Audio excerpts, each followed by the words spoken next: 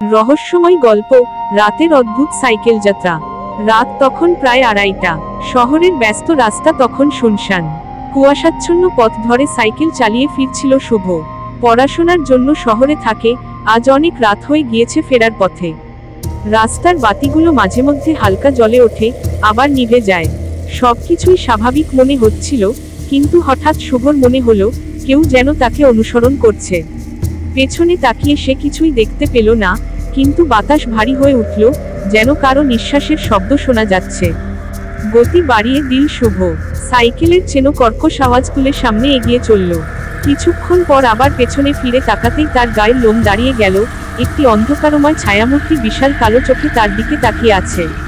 ছায়াটা ধীরে ধীরে এগিয়ে আসছে, কিন্তু মাটিতে তার কোনো ছায়া নেই।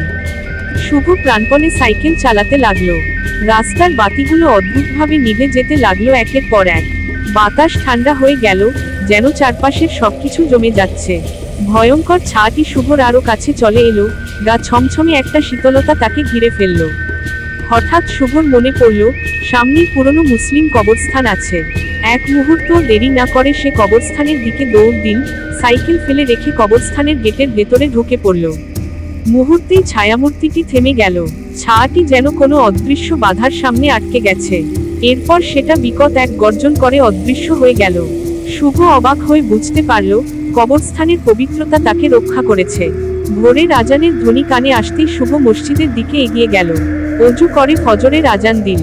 তখনই কবরস্থানের গাছগুলোতে থাকা পাখিরা ডাকা শুরু করলো। বাতাস স্বাভাবিক হয়ে এলো, আর চারপাশের পরিবেশ শান্ত হয়ে গেল। সকাল হলে শুভ সাবধানে নিজের সাইকেল নিয়ে বাড়ির পথে রওনা দিল। কিন্তু সেদিনের সেই রাতের অভিজ্ঞতা সে কোনোদিন ভুলতে পারবে না।